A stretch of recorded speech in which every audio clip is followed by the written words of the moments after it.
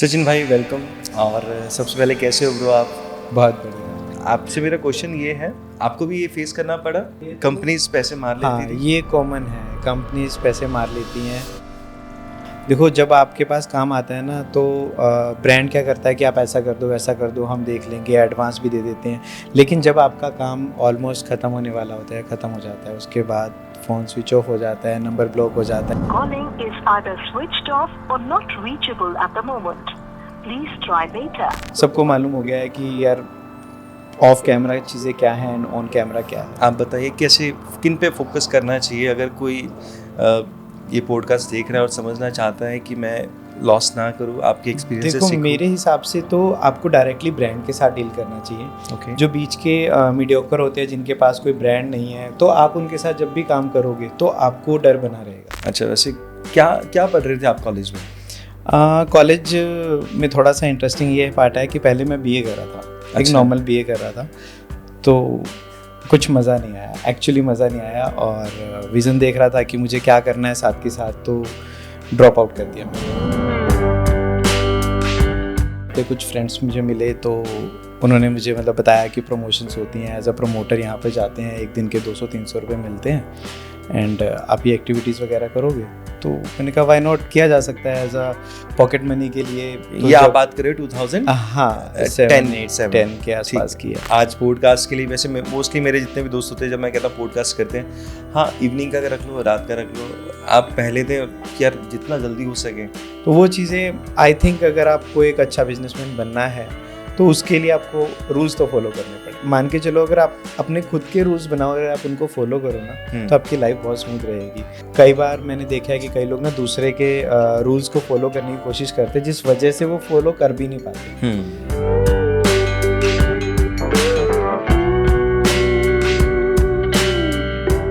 और आज मेरे गेस्ट हैं सचिन अरोड़ा।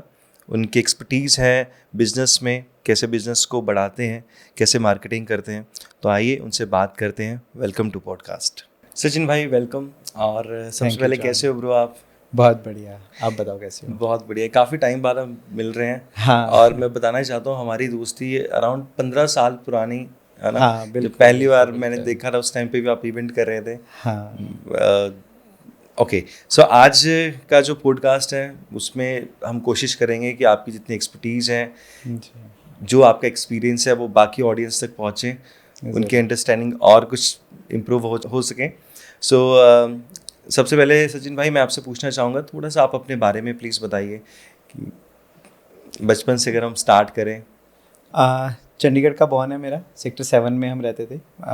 आफ्टर बर्थ हम पंचकुला शिफ्ट हो गए थे, पूरी family, mother father brother and me, हम पंचकुला शिफ्ट हो गए थे। तो पूरी स्कूलिंग एंड कॉलेज वगैरह सब पंचकुला में ही हुआ मेरा। न्यू इंडिया स्कूल है, नर्सरी टू 10th वहीं तक किया। फिर प्लस टू के बाद कॉलेज आ गए, चंडीगढ़ आ गए। बस वहाँ से फिर थोड़ा सा इस करियर को स्टार्ट करने का सोचा था मैंने। बिल्कुल बेसिक था, एजुकेशन वाइज कुछ स्पेशल नहीं था कि डिफ़िकल्टीज थी या सच, बिल्कुल नॉर्मल लाइफ। अच्छा, वैसे क्या क्या पढ़ रहे थे आप कॉलेज में? कॉलेज में थोड़ा सा इंटरेस्टिंग ये पार्ट है कि पहले मैं बीए कर रहा था, एक अच्छा। नॉर्मल बीए कर रहा था, तो कुछ मज़ा नहीं आया, एक्चुअली मज़ा नहीं आया। और विज़न देख रहा था कि मुझे क्या करना है साथ के साथ, तो ड्रॉप आउट कर दिया मैंने फर्स्ट ईयर के एग्ज़ाम्स ऑलमोस्ट दिए ही नहीं, क्योंकि मुझे समझ नहीं आ रहा था कि ये कहाँ जा रही है लाइन। तो वो ड्रॉप किया। उसके बाद कुछ लोगों से जैसे मैंने जानने की कोशिश करी कि क्या करना चाहिए। खुद का फोकस अभी था नहीं कि करना क्या चाहता हूँ एक्चुअली लाइफ में। तो मैंने बीएससी आईटी की तरफ प्लान किया।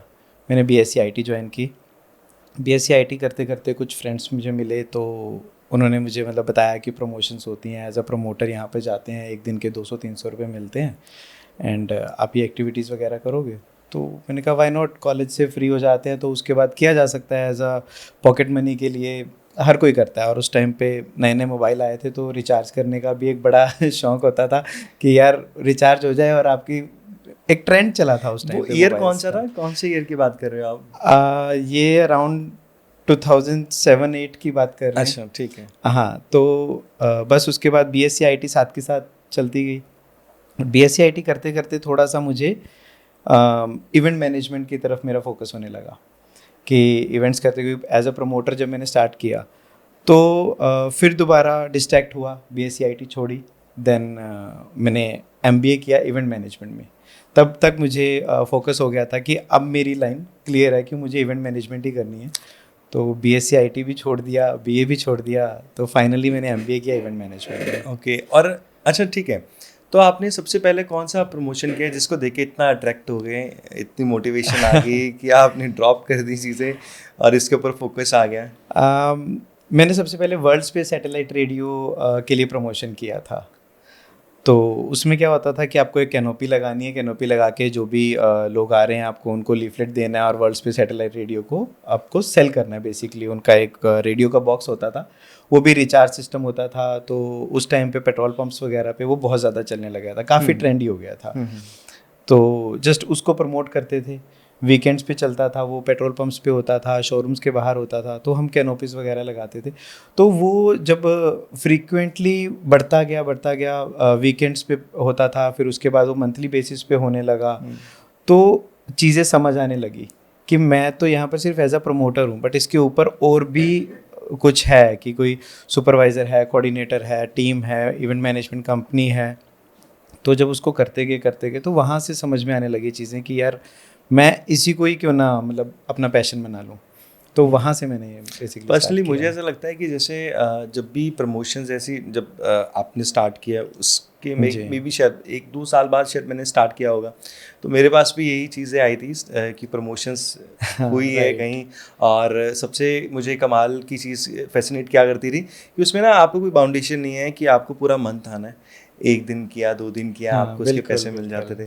तो कहीं माइंड में ऐसा भी था कि ये रेगुलर नहीं है, यही इसका प्लस पॉइंट है कि जब काम किया आपको पैसे मिल गए। यस, ये मेन पॉइंट था कि आपको स्टडी भी कर रहे हो आप और साथ में आपको आपकी पॉकेट मनी भी मिल रही है और चीज़ें क्लियर हो रही हैं आपको कि आप अपनी स्टडी की तरफ भी फोकस कर पा रहे हो, प्लस आप साथ में अपनी इनकम भी जनरेट कर रहे हो, क्योंकि उस टाइम पे आपके ज़्यादा खर्चे नहीं होते। राइट, आपके जितने छोटे मोटे खर्चे होते हैं वो उससे आपके कंप्लीट होने लग जाते हैं। और दूसरा, मैं वैसे भी बहुत ज़्यादा फोकस था कि मुझे यार कुछ ना कुछ तो करना है। तो ये एक ऐसी चीज़ मिली कि जिसको मैंने प्रैक्टिकल करके फील करके देखा कि हाँ यार मैं इस वाले काम में ज़्यादा इंटरेस्ट दिखा सकता हूँ। तो जस्ट यहाँ से फिर मैंने इसको स्टार्ट किया। और उस टाइम पे जो आपके कॉलेज में थे वो क्या कर रहे थे और आप उससे टोटली डिफरेंट कर रहे थे कुछ ऐसा? कह सकते हैं, बट लाइन ऑलमोस्ट वही है कि पहले खुद करते थे अब करवाते हैं, बट उस टाइम का माइंडसेट और अभी के माइंडसेट में बहुत चेंज आ जाता है। तो पहले क्या था, पहले आप एक टाइम पास के लिए काम करते हो, बट अभी क्या है, अभी आप एक क्लाइंट को सर्विस देने के लिए काम कर रहे हो, क्लाइंट को रिजल्ट देने के लिए आप काम कर रहे हो। तो उस चीज़ का बहुत फ़र्क आता है। पहले हमें ये होता था कि प्रमोशन करनी है, आपको एक टाइम स्पेंड करना है, बट अभी हमें वो काम करवाना है। तो जब हम वो काम करवा रहे हैं तो उसमें हमें सब देखना पड़ता है कि ये क्लाइंट को प्रॉपरली रिस्पॉन्स भी आना चाहिए। देखो कहीं ना कहीं एक्टिवेशन में क्या रहता है ना कि आपकी सेल होनी ज़रूरी है। अगर किसी ब्रांड की सेल नहीं होगी तो प्रमोशन इवेंट इस चीज़ का कोई फ़ायदा नहीं है। एग्जैक्टली। तो अभी हम इस चीज़ को लेके ज़्यादा फोकस्ड हो गए हैं। पहले में और अब में ये डिफरेंस तो डेफिनेटली आया है कि अब हमें फोकस होके ब्रांड के लिए सोचना है। अगर कोई ब्रांड मेरे पास ट्रस्ट करके मेरे पास आया है तो देखो उनका एक मार्केटिंग का बजट है, तो वो जो मार्केटिंग का बजट है उनको कहीं ना कहीं वो सेल से निकालना है। एग्जैक्टली, है ना। तो अगर वो सेल अच्छी नहीं होगी तो फिर ऑब्वियस सी बात है कि हमारा कोई फ़ायदा है ही नहीं। तो अभी हम क्लाइंट साइड से ही सोच करके चलते हैं कि बहुत अच्छे से रिस्पांस मिले क्लाइंट को। जब आपकी स्टार्टिंग हुई तो आपने प्रमोशंस की, मतलब मार्केटिंग की आपने, और आज भी आप जो भी कर रहे हो आपका main focus, I am 100% sure, जितना मैंने आपके पेजेस देखे हैं, वेबसाइट देखी है, उस पर ज़्यादातर आप प्रमोशंस पे ही आप अभी भी स्टिक हो कि आप कैसे मार्केटिंग कर सकते हैं। जी, बहुत सारे इवेंट्स कंपनी ने ये वाली चीज़ ड्रॉप कर दी है। वो एक बड़ा फंक्शन करते हैं, सेलिब्रेशन करते हैं, कुछ एक गेट टुगेदर काइंड ऑफ हो गया। लेकिन आपका मेन यूएसपी आपकी यही है कि आप मार्केटिंग में बहुत एक्सपर्ट हो, उसी से रिलेटेड ही करते हो। तो आजकल आप क्या कर रहे हो? देखिए बहुत सारे ब्रांड्स के साथ काम कर रहा हूँ अभी। क्या है ना कि पहले का सिनेरियो ऐसा होता था, आप एक प्रमोशन से करते थे, उसके बाद मेरे तरीके के कई लोग ऐसे हैं जो इस इंडस्ट्री में आए तो वो धीरे धीरे वो इस चीज़ को छोड़ते गए, बिकॉज उनको लगा कि नहीं यार इसमें पैसा कम है, इवेंट्स में काम पैसा ज़्यादा है। तो सभी मूव ऑन होते गए इवेंट्स की तरफ को। बट मेरा कोर क्या था, मुझे एक्टिवेशन और प्रमोशंस को ही फोकस रखना है। Okay. क्योंकि अगर आप देखते हुए चलो, आजकल का जो सिनेरियो है, अगर मैं बात करूँ इवेंट्स की, तो इवेंट्स में आप डायरेक्ट कस्टमर से इंटरेक्ट नहीं कर रहे हो। आपने एक इवेंट किया, एक ब्रांड ने 5 लाख 10 लाख रुपए की स्पॉन्सरशिप भी दी है और वो अपनी ब्रांड विजिबिलिटी तो ज़रूर दिखा पा रहा है, बट उससे क्या रिजल्ट आ रहा है वो ब्रांड को भी मालूम नहीं है। Right. सिर्फ वो अपने सोशल मीडिया हैंडल्स पे वो दिखा सकता है सब कुछ, वो विजिबिलिटी अपनी बहुत अच्छी सी दिखा सकता है, वो इवेंट से ही पॉसिबल है। बट कस्टमर को जो आपने एक्सपीरियंस देना है या अपने प्रोडक्ट के लिए कुछ समझाना है कि आपका प्रोडक्ट ऐसा नहीं ऐसा है, बिकॉज अगर आपके प्रोडक्ट में जान है तो आप उसको डायरेक्टली कस्टमर से आप मान के चलो कि आप चैलेंज कर सकते हो। कोई कस्टमर ए प्रोडक्ट यूज़ कर रहा है और अगर आपका बी प्रोडक्ट है, आप उसको बोलो कि मेरे प्रोडक्ट में ज़्यादा जाना है, आप इसको ट्राई करके देखिए। तो अगर आप उसको फ्री सैंपल कर रहे हैं या आप उसको जस्ट एक 1-to-1 इंटरेक्ट कर रहे हैं और कस्टमर आपका कन्विंस हो जाता है, तो आपकी सेल प्लस होती है। बट इवेंट्स में ये चीज़ें नहीं है। तो मेरा फोकस इसीलिए एक्टिवेशंस पे ज़्यादा है। रिजल्ट ओरिएंटेड एक्टिवेशंस ही है आज के टाइम में। पुराने टाइम से लेके आज तक एक्टिवेशंस ही ज़्यादा कामयाब है as compared to events. Because मैं समझता हूँ कि इवेंट्स जो है वो एक सेलिब्रेशन का पार्ट है और उसको सेलिब्रेशन तक ही रखा जाए तो वो ज़्यादा अच्छा है। बट वहीं अगर बात आ जाती है एक्टिवेशन की, तो एक्टिवेशंस और सेल्स दोनों एक साथ जुड़ी हुई हैं। Exactly right. तो पहले जब मैं बात करूँ आज से 10 साल 15 साल पुरानी, उस टाइम पे बहुत सारी, जैसे कि आपने डाटा कलेक्ट करना है या आपने फ्री सैम्पलिंग देनी है, तो उस टाइम पे बहुत सारे ऑप्शंस थे और हर एक ब्रांड नई नई चीज़ें ट्राई करता था। अब सोशल मीडिया का टाइम आ चुका है, जैसे आपने बताया कि विजिबिलिटी तो आ जाती है। तो कितना काम कम हुआ है सोशल मीडिया की वजह से, या क्या क्या चीज़ें इम्प्रूव हुई है, उसके बारे में थोड़ा सा। देखिए, काम कुछ ऐसा कम नहीं हुआ है, बट हाँ आप ये कह सकते हैं कि लोगों का ब्रांड्स का जो बजट है वो काफ़ी ऊपर नीचे हो गया। क्योंकि पहले क्या होता था, आपको सिर्फ एक या तो इवेंट पे खर्चा करना है या एक्टिवेशन पे खर्चा करना है, अभी सोशल मीडिया भी आ गया है, तो वो बजट्स जो हैं वो डिस्ट्रीब्यूट होने लग गए हैं। राइट। लेकिन अगर आप रिज़ल्ट की बात करें तो एक्टिवेशन से भी आता है रिज़ल्ट और सोशल मीडिया से भी आता है, लेकिन आपको जो एग्जैक्ट आंसर्स मिलते हैं वो एक्टिवेशन से मिलते हैं। सोशल मीडिया में आपकी टारगेटेड ऑडियंस आपने सेट कर दी कि हाँ यार ये मेरी टारगेट ऑडियंस है, बट उन्होंने परचेज़ किया नहीं किया, वो मतलब वो सेल के लिए आपका जो भी आपने खर्चा किया उस सोशल मीडिया हैंडल को उसको चलाने के लिए, तो वो उससे रिजल्ट आया नहीं आया आप नहीं बता सकते हो। बट एक्टिवेशन में हम आज भी डाटा ले रहे हैं, हम आज भी सेल कर रहे हैं, हम आज भी रिपोर्ट्स जाती हैं, तो वो उससे पता चलता है कि हाँ यार सेल तो हो रहा है। तो ये चीज़ें फ़र्क आई है। एक्टिवेशन अगर आप बड़े स्टोर्स पे जाते हो, रिलायंस में चले जाइए या बिग बाज़ार में, अब तो वो भी रिलायंस बाज़ार हो चुका है, तो वहाँ पर आज भी प्रमोटर्स काम करते हैं। विदाउट प्रमोटर, विदाउट एक ह्यूमन हेल्प के बिना काम करना थोड़ा मुश्किल है। मैंने एक चीज़ ऑब्जर्व की है, जैसे एक्टिवेशन काम जितना मेरी अंडरस्टैंडिंग है, मैं इवेंट्स करता हूँ, सेलिब्रेशन का मेरा ज़्यादा वैसे काम है जी। तो एक्टिविटी जो कंपनीज कर रही हैं, इट्स अ वेरी हार्ड, ये हर एक के बस की बात नहीं है, जस्ट बिकॉज इसमें आपको मैन पावर भी चाहिए और आपको ऐसी टीम में मेंबर चाहिए जिनके ऊपर फेथ ऑडियंस भी कर सके प्लस आप भी कर सके, बिल्कुल, है ना, वैसे ही स्टाफ। तो ये अपना बड़ा चैलेंजिंग होता है इसमें टीम। तो टीम के लिए आप वर्क करते हो, कैसी टीम है आपकी? हाँ बिल्कुल, इसके लिए ना ये सबसे बड़ा चैलेंज आता है हमारे लिए, बिकॉज एक ब्रांड हम पे ट्रस्ट करके हमें काम दे रहा है। तो उसमें क्या रहता है ना कि जो प्रमोटर जा रहा है वो एज अ रिप्रेजेंटेटिव है। आप बड़ी बड़ी एड्स देखिए, शाहरुख खान, अमिताभ बच्चन, अक्षय कुमार, ये सब क्या है, ये भी प्रमोटर्स ही हैं, ये उनके लिए प्रमोशन ही कर रहे हैं बेसिकली, है ना। तो ये चीज़ अपने प्रमोटर को समझाना, बिकॉज वो वही कर रहा है, पॉकेट मनी के लिए ही कर रहा है, उसको ये चीज़ समझाना कि जब इतना बड़ा स्टार हो के एज अ प्रमोटर वो काम कर सकता है, सिर्फ एक लेवल का फ़र्क है, वो टीवी पे कर रहा है, आपको ऑन ग्राउंड करना है, सिर्फ इतना ही फ़र्क है।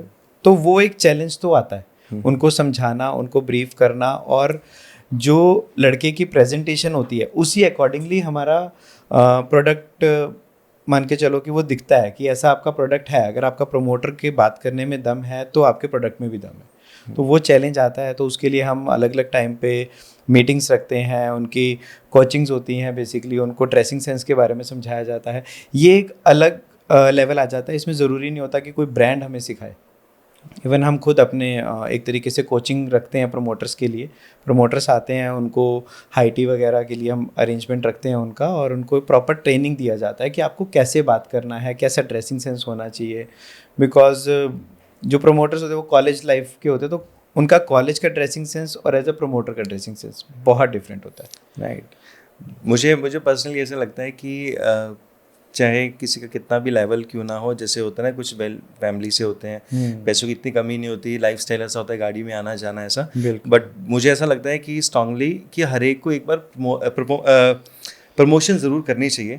जस्ट बिकॉज मैंने ये चीज़ करके बहुत चीज़ें सीखी है, जैसे आपने मुझे बताया कि इसमें हम उनको गाइड करते हैं, उनकी हर एक चीज़ के ऊपर वर्क करते हैं, उसके बाद ही उनको काम करने के लिए भेजते हैं। तो मैंने बहुत सारे ऐसे देखे हैं इवेंट एजेंसी में लोग जो प्रमोटर थे और आज बहुत अच्छे लेवल पे काम कर रहे हैं। बिल्कुल। इनफैक्ट जब मैं आया था इस इंडस्ट्री में तब मैं इन सभी चीज़ों को ऑब्जर्व किया था, उसके बाद ही कुछ अच्छी स्किल आ सकी। हाँ। तो स्ट्रांगली मैं रिकमेंड करना चाहूँगा कि हर एक से कभी ऐसी अपॉर्चुनिटी आए तो शाय मत फील करना, कोई ऐसी शर्म वाली बात नहीं। इससे जो सीखने को मिलेगा वो बहुत कुछ सीखने को बिल्कुल, बल्कि ये पहला स्टेप है। आई थिंक ये सभी मतलब यंग जनरेशन को करना चाहिए, ताकि उन्हें समझ में आए कि आप कितनी देर लगा के आपको उसके बदले में कितने पैसे मिले और आपने कितनी मेहनत की है, और उस मेहनत का उस ब्रांड को क्या बेनिफिट मिला है। तो वहाँ से कहीं ना कहीं लोगों की जर्नी भी स्टार्ट हो जाती है। बहुत से लोगों की जर्नी इवन यहीं से ही स्टार्ट होती है कि उन्हें पता लगता है कि यार मार्केट में ऐसा भी कुछ एक काम है, या हम ये सब करके ही हम आगे ग्रो कर सकते हैं। नॉट ओनली एजुकेशन के बाद आपको जो एक्सपीरियंस मिलता है वो मार्केट में जाके मिलेगा। Exactly right. जी। सचिन भाई, अब आजकल जिस टाइप के इवेंट्स हो रहे हैं उसमें आप कैसे कैसे अपनी एक्सपर्टीज़ दे रहे हो, कैसे कैसे इवेंट्स आजकल आप कर रहे हो, तो थोड़ा सा मुझे रिसेंटली कोई आपने किया हो इवेंट्स? जी, अभी मैंने स्टडी ग्रुप के लिए काम किया है। अच्छा। हाँ, लिकर ब्रांड्स के लिए भी काफ़ी काम चलता रहता है। तो Okay. इवेंट्स ऐसा नहीं है। अभी एक ब्रांड आया था जूलियस बियर करके, आपने नाम सुना हो अगर, तो वो क्या करते हैं, जो बड़े इन्वेस्टर्स होते हैं जो बेसिकली उनके लिए वो बिज़नेस क्रिएट करते हैं। Okay. जो अभी अगर मैं बात करूँ, उनके सिर्फ 45 क्लाइंट्स हैं ऑल ओवर इंडिया। तो बहुत बड़ी अचीवमेंट है उनके लिए। मैंने अभी एक इवेंट किया, तो उस इवेंट के अंदर मैं काफ़ी कुछ सुन रहा था, वो पूरा ऑब्जर्व कर रहा था कि अगर आप किसी वो एजेंसी क्या कर रही है कि आप उनको फंडिंग करो और वो आपके लिए एक बिज़नेस क्रिएट करते हैं। अच्छा। हाँ, तो वो सब चीज़ें जब मैं इवेंट्स में देखता हूँ तो काफ़ी नॉलेज भी उससे मिलती है। इसके अलावा और भी कई तरीके के इवेंट्स किए हैं हमने। ऐसा तो कई ब्रांड्स हैं, अभी ऐसे मैं नाम तो नहीं ले पाऊँगा, बट हाँ, अभी काफ़ी एक्सपर्टीज़ आ चुकी हैं। एक्टिवेशंस के साथ साथ अगर किसी ब्रांड के लिए मैं एक्टिवेशन कर रहा हूँ तो उनके इवेंट्स भी ऑब्वियसली मैं ही करता हूँ। ठीक है। बहुत सारे ऐसे यंगस्टर हैं जो नया नया सोच रहे हैं कि यार इस फील्ड में हम इंटरेस्ट दिखाएं, वहाँ जाए, इधर जाए, उधर जाए।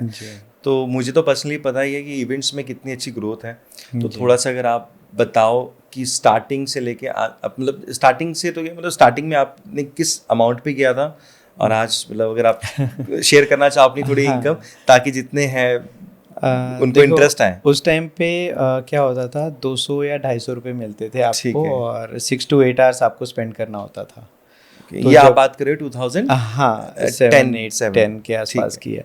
तो 200-250 रुपये जब आपको मिलते हैं तो वो मोर देन इनफ लगते हैं, क्योंकि उस टाइम का सिनेरियो बहुत डिफरेंट था। तो 200-250 रुपये बहुत बड़ा अमाउंट हो जाता था। एक आपको पॉकेट मनी तो चाहिए और कुछ भी नहीं चाहिए। बट अभी आजकल तो प्रमोटर भी एक अच्छा अमाउंट ले रहा है, ऑलमोस्ट 1000 के अराउंड अर्न कर लेते हैं प्रमोटर भी। तो या मिनिमम बता रहे हैं, राइट? हाँ, ये मिनिमम आजकल चल रहा है इतना।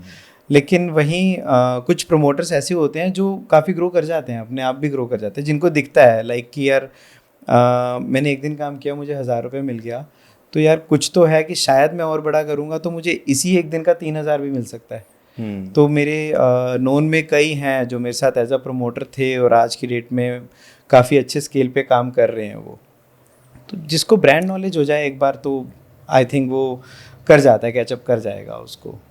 सही बात है। सचिन भाई, आप इतना इंटरनेशनल ट्रैवल करते हो, आपने अपनी फैमिली बहुत अच्छे से मेंटेन की हुई है, जैसे मैं आपसे मिलता हूँ हमेशा ये चीज़ें, तो मैं आपको पर्सनली ये बोलना चाहता हूँ कि आपने बहुत अच्छा पैसा कमाया इससे, है ना, हाँ इसमें, हाँ नहीं और बिल्कुल, आप पूरे वो तो खुश है। हो इस, हाँ मैं सेटिस्फाइड हूँ। देखो फर्स्ट ऑफ ऑल पैशन था, राइट, तो अगर आपका पैशन है और आपने वो काम कर लिया तो फिर आप सेटिस्फेक्शन ऑटोमेटिकली आ जाती है। एंड इसके साथ में एक पैशन और था कि यार मुझे एटलीस्ट साल में एक ट्रिप करना है, ज़्यादा नहीं करना, क्योंकि अब ज़्यादा ट्रिप्स कर लो या काम कर लो, या काम करने के बाद आप साल में एटलीस्ट 1 या 2 हफ्ते आप ऐसे निकालो कि जब आपको कुछ काम नहीं करना है, आपके पास कोई फ़ोन नहीं होना चाहिए। बिकॉज मैं कभी इंटरनेशनल जाता हूँ तो स्पेशली मैं अपनी इंटरनेशनल रोमिंग ऑन करवाता ही नहीं हूँ ओह कि मुझे कॉल ही ना आए कोई। बिकॉज जब मैं पूरा साल दे रहा हूँ तो एटलीस्ट खुद को, अपनी फैमिली को एटलीस्ट 1 वीक एटलीस्ट 7 डेज के लिए तो दुकान बंद होनी हाँ, चाहिए। बिल्कुल। करते हो और अच्छा फोकस करते हो, Right. It's very important. Sachin भाई, अभी आपको अगर जैसे कोई ब्रांड आता है, ठीक है, प्रमोशन के लिए, अगर वो आपको बोलता है कि मेरा budget for example 1 lakh rupees है और मैं चाहता हूँ कि मेरा ब्रांड, मेरा फॉर एग्जांपल अगर हम बात करते हैं, कोई एक वॉच है, ठीक है, अब मैं आपके पास आता हूँ कि मेरा बजट है 5 लाख रुपीज़, तो आपने इसको प्रमोट करना है, तो सबसे पहले आपके माइंड में क्या क्या चीज़ें आती हैं, आप कैसे कैसे प्रमोट, बेसिकली इस क्वेश्चन से मैं ये जानना चाहता हूँ कि आप की समझने की आप उसको किस तरीके से एग्जीक्यूट करते हो सारी चीज़ों को, तो अगर इस वॉच को सर्कुलेट करना है आपके ब्रांड पे तो आप कैसे कैसे करेंगे? देखिए ये ना डिपेंड करता है कि आपका प्रोडक्ट क्या है, प्रोडक्ट की कॉस्ट क्या है। ठीक है, तो सबसे पहले हम थोड़ा सा प्रोडक्ट की नॉलेज लेते हैं कि वो हमें क्लाइंट ही बताते हैं कि ये मेरा प्रोडक्ट है, इसका कॉस्ट ये है।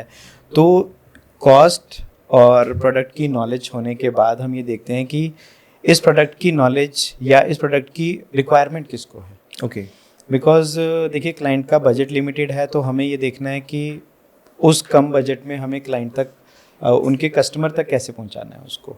तो हमारा फोकस यही है। लेट्स सपोज कि अगर आपने वॉच की बात की है तो कोई जेंजी स्टाइल वॉच है, तो ऑब्वियसली बात है हमें जेंजी ग्रुप कहाँ मिलेगा, either in college and clubs, तो हम वहाँ पर एक्टिवेशन करेंगे। या अगर हम बात करें कोई वहाँ पे आप डिस्प्ले एक्टिविटी कुछ ऐसा करते हैं? हाँ, वो उसके लिए फिर हम क्या करते हैं, एक पूरा प्रॉपर प्लान बनाते हैं। पूरा एक्टिवेशन का एक प्लान बनेगा, 5 डेज़ का, 7 डेज़ का या वीकेंड्स का।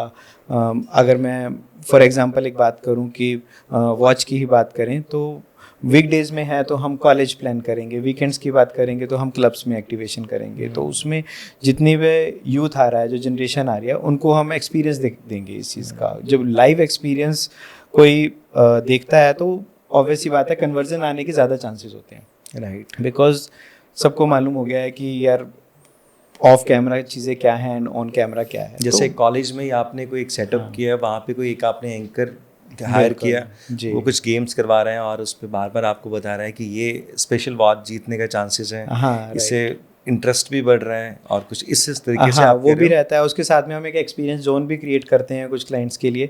अब एक्सपीरियंस जोन में क्या रहता है ना कि सभी आते हैं, देखते हैं उसको, डिस्प्ले को, वॉच है तो पहन के देख रहे हैं, उसको यूज़ करके देख रहे हैं, और उसके साथ में एंकरिंग चल रही है, गेम्स चल रही हैं। देखो मतलब अलग अलग चीज़ें तो हमें पैरेलल चलानी पड़ेंगी। अगर मैं सिर्फ और सिर्फ अपने प्रोडक्ट की बात करूँगा तो माइट भी वो थोड़ा सा बोरिंग हो सकता है। तो राइट, है ना, तो इसीलिए हम एंगेजमेंट गेम्स करवा देते हैं, गिफ्टिंग होती है उसके लिए, फिर साथ में कुछ लकी ड्रॉ कूपन्स वगैरह सिस्टम। मतलब हर बार ये चीज़ें ना अलग अलग डाटा भी लिया फिर उसके हाँ करके, बिल्कुल वो डाटा लिया जाता है। तो मतलब वो डेटा सिर्फ इस पर्पज़ के लिए लिया जाता है कि हमने कितने लोगों को इंटरेक्ट किया। पहले वो सिस्टम चलता था कि हमने डेटा लिया एंड उसके बाद एक कॉल सेंटर में दे दिया और वो कॉलिंग चल रही है। बट अभी आजकल वो सिनेरियो थोड़ा सा कम हो गया। उसमें इंस्टाग्राम, यूट्यूब ने काफ़ी हेल्प किया है हमें। तो जब डेटाबेस आ जाता है तो उनके इंस्टाग्राम वगैरह तक ऑटोमेटिकली वो एड्स वगैरह रन होनी शुरू हो जाती हैं, और सेल भी कहीं ना कहीं वहीं से ही इंक्रीज़ होनी शुरू होती है। जैसे मैंने आपको स्टार्टिंग में बताया कि फर्स्ट फोकस क्लाइंट का और हमारा सेल ही है। राइट, तो वो सेल को फोकस करते हुए ही हम एक्टिवेशंस बनाते हैं, और कुछ ऐसे लाइक फोटो ऑप वगैरह बनाते हैं कि लोग अपना कुछ एक्सपीरियंस जोन में जब वो जाते हैं, कुछ फोटोग्राफ्स क्लिक करते हैं। तो 1-2 एक्टिविटीज़ हमने अभी ऐसी भी की हैं जिसमें हम फ़ोटो प्रिंट निकालते हैं, उनको अच्छे से फ्रेमिंग करके उनको देते हैं। तो वो जब घर पे पड़ा रहता है तो वो एक लाइफ टाइम एक्सपीरियंस हो जाता है उनके लिए कि हाँ यार ये मैं वहाँ पर इवेंट पे गया था या वो एक्टिवेशन पे गया था और ये मेरे को फ्रेम मिला था।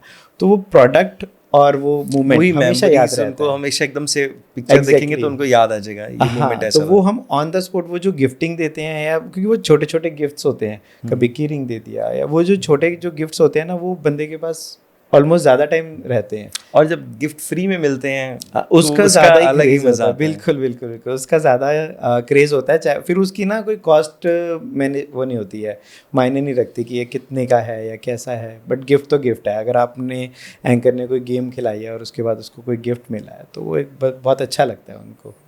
बहुत अच्छा प्लान है आई थिंक, जिसमें जैसे मैंने आपको घड़ी का एग्जांपल दिया था, इसमें सब एंटरटेन भी हो रहे हैं, प्लस उनको फ्री में भी मिल रहे हैं, और प्लस एक पिक्चर क्लिक करके उनके पास घर पे भी मार्केटिंग पहुंच चुकी है, एक्सपीरियंस जोन भी मिल रहा है, उनको प्लस feel यही भी मिल रहा है। वॉच वो फ्री में जीतने हैं चांस भी कर सकते हैं, बिल्कुल। और आपके पास डाटा भी आ गया, फिर उनको वो एड्स Exactly. दिखाई जाती है, दिखा सकते हैं या कुछ भी, है ना, तो मतलब वो कस्टमर के पास बार बार सेम वही चीज़ आ रही यही कंपैरिजन है इवेंट और एक्टिवेशन में, है। राइट, जो मैं मतलब एक्टिवेशन को इसीलिए छोड़ना भी नहीं चाहता हूँ, क्योंकि मेरा एक तो कोर बन गया है अभी आज के सबसे पहले ये वाले एक्सपर्टीज को इसको क्रैक करना इट्स वेरी हार्ड। यस, है ना? कई लोग नहीं कर पाते हैं, तो शायद इस वजह से भी वो इवेंट्स में चले जाते हैं कि यार एक प्रोमोटर के साथ इंटरेक्ट करना या वो सेल पे फोकस, डाटा पे फोकस, वो करना मुश्किल है। इसमें काफ़ी मेहनत लगती है, बिकॉज इवेंट में क्या है ना कि आपको एक ब्लूप्रिंट बनाना है और उसके हिसाब से आपको पूरी वर्किंग करनी है, बट एक्टिवेशन में ऑन द स्पॉट आपको कोई भी चैलेंज आ सकता है, तो वो भी हम फेस करते हैं, और उससे प्लस भी काफी इसमें benefit टीम होता का बहुत बड़ा एक है, जैसे Exactly. अगर आप जितने मर्जी मोटिवेटेड क्यों ना हो, हाँ। आप जितने अच्छे से पैशन से काम करो, जितने आप फेथ से करो, बट आपकी टीम भी वही सेम फील बिल्कुल। के साथ काम करे, इट्स नॉट इम्पॉर्टेंट, तो टीम होना भी एक बिल्कुल, टीम का सपोर्ट सबसे ज़्यादा ज़रूरी होता है, बिकॉज देखिए आप ग्राउंड में हर जगह नहीं जा सकते हो। आपने क्लाइंट को कन्विंस तो कर लिया, लेकिन वही चीज़ें आपने क्लाइंट को सर्व भी करके देनी है। तो जब आप वो क्लाइंट को चीज़ें सर्व करोगे तो वो तभी होगा जब आपकी टीम अच्छी होगी। राइट। तो हम अपनी टीम को काफ़ी मोटिवेट रखते हैं, समझाते रहते हैं, कोई भी चीज़ नया चैलेंज आता है तो उनको बताते हैं कि यार इस चीज़ को ऐसे नहीं, अगर आप ऐसे करो। फिर भी अगर ऑन ग्राउंड कुछ ना कुछ चैलेंजेस आते हैं तो वो उसके लिए हम बैठे हैं, सॉर्ट हो जाते हैं। और सबसे बड़ी चीज़ क्या होती है इवेंट में, अब मान के चलो एक दिन में एक लोकेशन पर एक इवेंट हो रहा है, बट हमारी जब एक्टिवेशंस हो रही होती हैं तो हम एक दिन में सेम टाइम पे 10 जगह 20 जगह हमारी सेम एक्टिवेशंस चल रही हैं। अगर मैं अभी कॉलेज एक्टिवेशन की बात चल रही थी तो सेम डे 3 कॉलेज चल रहे थे अभी मेरे, मैं होंडा के लिए काम कर रहा था, जलंधर, लुधियाना, चंडीगढ़, 3 जगह सेम टाइम सेम काम चल रहा है। तो टीम बहुत ज़रूरी है इसके लिए कि भी हर जगह पर स्मूथ तरीके से आपका काम हो, वो बहुत ज़रूरी है। ठीक है। सचिन भाई, इसके अलावा आपका कोई बैकअप प्लान इवेंट्स के अलावा कुछ? एज इफ़ तो नहीं है, तो क्योंकि मेरे को मैं थोड़ा सा पैशन को लेके ज़्यादा हूँ कि मुझे अगर अभी जब तक इस चीज़ का पैशन है तो मैं अभी इसी को ही फोकस करूँगा। बीच में ट्राई किया था कि कुछ और करते हैं, कुछ सेल्स में आते हैं, बिकॉज जब आप दूसरों की सेल्स अच्छी करते हो तो खुद की सेल्स अच्छी क्यों नहीं कर सकते। राइट। तो जब मैंने उस पर फोकस किया तो कहीं ना कहीं मेरी ये चीज़ें छूट रही थी। ओके। तो मैंने उसको ड्रॉप किया, तो मैंने कहा नहीं, मैं दूसरों की सेल को ही इंक्रीज़ करूँगा। तो अगर मेरे पास क्लाइंटेज ज़्यादा आ रहा है तो वो भी मेरे लिए सेल ही है। नीश होना बहुत इंपॉर्टेंट है किसी एक चीज़ में। तो आप अपना फोकस नहीं हटा सकते हो, अगर आपने अपना फोकस हटाया तो प्रॉब्लम आ जाती है। तो इसके अलावा अगर बात की जाए इनकम के लिए तो मैं इन्वेस्ट वगैरह अलग तरीके से कर रहा हूँ, बट हाँ बिजनेस के लिए अभी मैं सिर्फ और सिर्फ इसी पे फोकस्ड हूँ। ठीक है। आप कैसे इन्वेस्ट करते हो उसके बारे में थोड़ा बताओ। इन्वेस्ट का कुछ ऐसा नहीं है, आजकल सबको पता है प्रॉपर्टीज़ में है या आपका गोल्ड वगैरह है, जस्ट एक वो बेसिक जो पुराने ट्रेंड चलते आ रहे हैं, म्यूचुअल फंड्स ले लिए। हाँ बस म्यूचुअल फंड्स वगैरह ले लिए, सिप वगैरह हो गई, वही सब चल रहा है बेसिकली। आपका देखो अभी आजकल ये सिनेरियो भी आ गया है, हेल्थ इंश्योरेंस हो गई, लाइफ पॉलिसी हो गई, ये सब के लिए कंपलसरी है। राइट। तो मैंने जब अपनी इनकम स्टार्ट की थी ऑलमोस्ट 2010 या 2012 में ही मैंने अपने health policy and life policy मैंने उसी टाइम पर ले ली थी अपनी। मतलब उस टाइम पे लोग कहते होते थे कि यार इस चीज़ की इतनी रिक्वायरमेंट नहीं है, बट मुझे लगता है कि यार ये चीज़ें होनी चाहिए। तो ये भी आपका एक इन्वेस्टमेंट प्लान ही है कि आप अगर इस चीज़ों पे फोकस हो तो आप एक टेंशन फ्री हो जाते हो ना कि आपके बाद भी, या अगर आपको प्रॉब्लम है तो आप फाइनेंशियली फ्री हो। तो जब मुझे पता है मैं फाइनेंशियली फ्री इजीली हो सकता हूँ तो मैं अपना पैशन फॉलो क्यों ना करूँ। 2 ही पैशन है, जस्ट घूमना और इवेंट्स। राइट, बिल्कुल। और हेल्थ इंश्योरेंस तो मस्ट है, बिल्कुल बिकॉज आप जितना मर्जी पैसे कमा लो, जिस टाइम पे आप हॉस्पिटल जाते हो तो पैसे पानी की तरह बहते हैं। बिल्कुल, और ये बिल्कुल सच है, हमारे इंडिया में तो स्पेशली हाँ। कितना आपको पता ही है, हर राइट। एक चीज़ पे कितने कितने लगते हैं। हाँ। तो ये तो बहुत इंपॉर्टेंट है। और अगर आप फैमिली से प्यार करते हो, टर्म इंश्योरेंस भी वेरी इंपॉर्टेंट। बिल्कुल ये चीज़ें जैसा ज़रूरी हमारा हो गई। काम है, ट्रैवल बहुत ज़्यादा है कहीं पर भी, हाँ तो फैमिली थोड़ी सिक्योर है। बिल्कुल, तो और ये कुछ तो भी हो जाता है। नीड है हर एक, मतलब ये चीज़ तो करनी ही पड़ेगी। हाँ, पहले क्या होता था, लोगों का फोकस रहता था कि यार ठीक है इसकी गवर्नमेंट जॉब है तो इसको सब कुछ मिल जाएगा, बट अभी आजकल का सिनेरियो ऐसा नहीं है। गवर्नमेंट जॉब्स इतनी ही नहीं है, प्राइवेट सेक्टर्स हैं, और गवर्नमेंट ने भी काफ़ी इनिशिएट लिया है मेक इन इंडिया के लिए। तो उस वजह से लोगों को ये थोड़ा सा सेल्फ मोटिवेटेड होना पड़ेगा कि उन्हें अपने लिए, अपनी फैमिली के लिए इन चीज़ों पे भी इन्वेस्ट करना ज़रूरी है। मतलब मेरा तो ये मानना है, ये करना चाहिए सबको। बिल्कुल बिल्कुल करना चाहिए। और आई थिंक अब मेरे जितने भी दोस्त हैं या जिनको भी मैं जानता हूँ, उन सब ने तो ये चीज़ ले रखी है। बिल्कुल। और सभी को मैंडेटरी होना चाहिए। ज़रूर। फॉरेन में तो मुझे ऐसा लगता है ये तो हाँ। अगर आप लेना चाहो या ना चाहो, ये ये आपको मिलेगी ही कंपलसरी है, मिलेगी, बिल्कुल कंपलसरी। बिल्कुल ये कंपलसरी बट है। इंडिया में अवेयरनेस चाहिए, हाँ। है ना, इसकी नीड तो बहुत है। ओके, तो सचिन भाई, इन सभी चीज़ को मैनेज करते हुए आप अपनी फैमिली के लिए टाइम निकालते हो, बिल्कुल। है ना, आप इंटरनेशनल इवेंट जाते हो, थोड़ा बताओ, जब बैक टू बैक बिजी होते हो तो घर वाले क्या कहते हैं कि कहाँ इन सब से फ्री होने के बाद कहाँ जाना है? ऐसा रहता है ना कि देखो, आप जब आप इवेंट लाइन से हैं तो मेरा थोड़ा सा ये मानना है कि मेरे को एक्चुअली ऑफिस टाइम पर पहुंचना है। ओके। तो मेरा ऑफिस का टाइम है 10 AM, तो मैं ऑफिस टाइमली पहुंच जाता हूँ। अगर मेरी एक्टिवेशन या कोई इवेंट अगर शाम का है तो रात को आते आते तो लेट हो गए, लेकिन अगले दिन सुबह फिर दोबारा टाइम पे जाना है। बेशक चाहे मुझे सुबह काम नहीं है, बट मेरा फिक्स है कि मुझे 10 बजे ऑफिस पहुँचना है। तो उस वजह से थोड़ा सा होता है कि टाइम नहीं दे पाता हूँ फैमिली को। रात को सेटअप था या इवेंट लेट ख़त्म हुआ तो रात को लेट आए, बट वही सुबह फिर दोबारा जल्दी जाना ही जाना है। मेरे कई कलीग्स हैं जो ठीक है रात को इवेंट किया, उसके बाद सुबह दोपहर को 2 बजे तक आएंगे, बट नहीं, मुझे क्या रहता है ना कि आप जो सुबह का 1-2 घंटे आप काम कर लोगे ना, वो आपका पूरे दिन का पोटेंशियल निकल जाता है उसमें। तो उस वजह से थोड़ा सा फैमिली के लिए टाइम कम होता है। तो इसीलिए मैं ये टूर्स रखता हूँ, इंटरनेशनल टूर्स की। भैया जो पूरे साल की जो रहती है ना कमी, वो मैं एक ही बार में पूरी कर देता हूँ, सो दैट ना तो फ़ोन है आपके पास, सही बात है, कॉल आनी नहीं है, और आप इंटरनेशनल हो तो आपको कोई डिस्टर्ब नहीं कर सकता, ऑफिस का कोई काम नहीं है, तो वहाँ मैं कवर अप कर लेता हूँ पूरा फैमिली के लिए। और आई थिंक आपका यही गोल बन गया कि काम करो और नई नई कंट्रीज को एक्सप्लोर हाँ, करो। बस ये तो बिल्कुल फोकस हो चुका हूँ मैं। जैसे ही मैं वापस लाइफ का आता गोल हूँ आपका बस ये है कि एक्सप्लोर करना है हाँ, हर एक बस कंट्री। जैसे ही मैं एक जगह से वापस आता हूँ तो उसके बाद नेक्स्ट के लिए मैं सोचना शुरू कर देता हूँ, एक्सप्लोर करना शुरू कर देता हूँ कि यार अब नेक्स्ट जगह मुझे कहाँ जाना है, क्योंकि डेट्स फिक्स है, मंथ फिक्स है। तो वो एक्सप्लोर करना काफ़ी इजी हो जाता है मेरे लिए कि यार मुझे अब इस डेट से इस डेट यहाँ जाना है, ये फ़्लाइट्स बुकिंग करनी है, ये होटल बुकिंग करना है। काफ़ी टाइम मिल जाता है मुझे ये सब चीज़ें करने के लिए, तो वो भी काफ़ी स्मूथ जाता है। तो जब ये चीज़ें स्मूथ जाती हैं ना, तो फैमिली को लगता है कि हाँ ये जेन्युइनली अब मुझे टाइम दे रहा है, तो फिर वो पूरा साल ना वो भी परेशान नहीं करती फैमिली। उनको पता है कि यार काम कर रहा है तो कहीं ना कहीं हमें भी टाइम देगा फिर।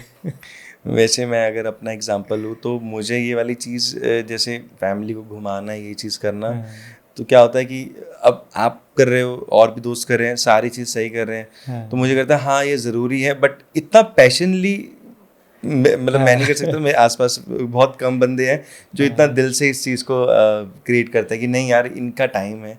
मुझे तो है कि यार अगर मैं ये भी नहीं करूँगा तो मेरे पैसे कमाने का क्या। अगर मैं लॉजिकली सोचूं तब मैं प्लान बनाऊंगा, वरना मैं ऐसा हूँ कि बस फ्री है तो बस पड़े हैं। नहीं, एक्चुअली क्या है, इसके पीछे एक छोटी सी स्टोरी है। हाँ जी। इवेंट मैनेजमेंट मैंने स्टार्ट कर दिया था बहुत जल्दी, बट बीच में कुछ सिचुएशन आई थी, तो मैंने अप्रॉक्सीमेट 2 साल के लिए मैं मार्केट से गायब हो गया था। मैंने कोई इवेंट मैनेजमेंट वगैरह कुछ नहीं किया, तो परेशान था कि नहीं यार मेरे को करनी इवेंट मैनेजमेंट ही है, बट उसमें सक्सेस नहीं हुआ था मैं स्टार्टिंग के 2 साल में। तो मैंने नेक्स्ट 2 इयर्स ड्रॉप किया था, मैंने कुछ नहीं किया। दिमाग में इवेंट मैनेजमेंट ही है, लेकिन आप मान के चलो कि अगर आपके पास प्लान नहीं है और आप बस चले जा रहे हो तो वो फेलियर पक्का होगा। तो इसीलिए मैंने उसको थोड़ा सा होल्ड किया। एंड देन मैंने नवंबर में अपना एक छोटा सा स्टॉल खोला था सैंडविचेस का। ओके। तो मैंने मार्केट में सैंडविच सेल वगैरह करना स्टार्ट किया। तो जस्ट वहाँ से एक क्लिक आया था कि आज मतलब बर्थडे वाले दिन ही मैंने आई थिंक वो स्टार्ट किया था, तो आज तो मैंने यहाँ पे ये काम स्टार्ट किया, बट आज के बाद मैं इस टाइम पीरियड पे कभी काम नहीं करूँगा। तो वहाँ से ये पैशन आया था मेरे को कि अब कभी भी कुछ भी करना है ना, तो नवंबर का ये वाला जो सा 1 वीक है ना, जो मेरा उस टाइम पे एक डार्क मोमेंट था, उसको मेरे को हमेशा लाइट रखना है। तो वहाँ से ये मेरा पैशन निकला कि बस जाना है तो नवंबर में जाना है, इन्हीं डेट्स पे जाना है और इस वजह से जाना है। तो वहाँ से ये जर्नी मेरी स्टार्ट हुई और वो धीरे धीरे पैशन में अपने आप कन्वर्ट हो गई मेरी। सचिन भाई, आप बहुत ऑर्गेनाइज हो और बहुत अपनी बात के पक्के हो। जैसे आज पॉडकास्ट के लिए वैसे मोस्टली मेरे जितने भी दोस्त होते हैं, जब मैं कहता हूँ पॉडकास्ट करते हैं, हाँ इवनिंग का रख लो, रात का रख लो, आप पहले थे कि यार जितना जल्दी हो सके, तो मैं जितना जल्दी हो सके 12-1 बजे रख ले, और जल्दी भी कर सकते हैं मैं ठीक है 11:30 कर लेते और भी कर सकते हैं। तो ये आई थिंक ये बहुत अच्छी हैबिट है एक्चुअली कुछ रूल रेगुलेशंस जो हैं वो फॉलो करने ज़्यादा ज़रूरी होते हैं। अगर मान के चलो, अगर आप अपने खुद के रूल्स बनाओ, अगर आप उनको फॉलो करो ना, तो आपकी लाइफ बहुत स्मूथ रहेगी। कई बार मैंने देखा है कि कई लोग ना दूसरे के रूल्स को फॉलो करने की कोशिश करते हैं, जिस वजह से वो फॉलो कर भी नहीं पाते। ऐसा हो जाता है कि हो सकता है ये चीज आपके ऊपर वर्क कर रही हो, हर चीज मे बी शायद मेरे लिए ना करे या किसी और के लिए ना। इसलिए आप खुद अपना, मैंने अपने रूल खुद ही बनाए और अपने रूल्स बनाने के बाद मैं अपने रूल्स पे स्टिक हो गया।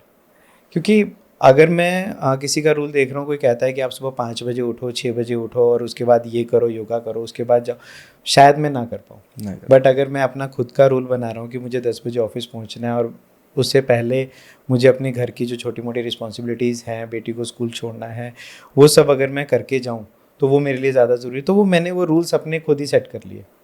मुझे ये करना है डेली का, मॉर्निंग का इतने बजे ऑफिस पहुँचना है। इवन ऑफिस में भी मैंने एक छोटा सा चिट लगाया हुआ है कि ये मेरा डे शेड्यूल है।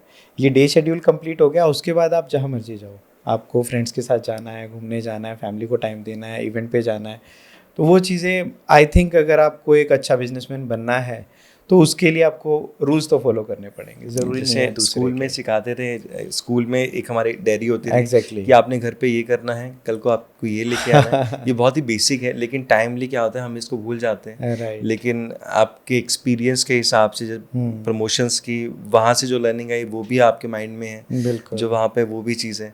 आई थिंक बेसिक को ना भूलना इट्स वेरी बिल्कुल, ये जरूरी ये चीज़ आ जाए तो आप हर चीज़ कर सकते हो। अभी आप मान के चलो, लाइक स्कूल में आपको जब प्रेयर करवाई जाती है तो लाइन में खड़ा किया जाता है। तो उस टाइम के बच्चे को ये पता नहीं होता कि मुझे लाइन में क्यों खड़ा किया जा रहा है। बट जब वही लाइन जब आप देखते हो, आप बाहर कहीं जा रहे हो, आप टिकट काउंटर पे खड़े हो, आप ATM पे खड़े हो, तब भी आप लाइन में खड़े हो। वो डिसिप्लिन आपको स्कूल से वहाँ से मिलना शुरू हो जाता है, लेकिन वो उस टाइम पे समझ नहीं आता। बट जब आप रिस्पॉन्सिबल हो जाते हो तब आपको समझ में आता है कि ये चीज़ें कितनी ज़रूरी हैं।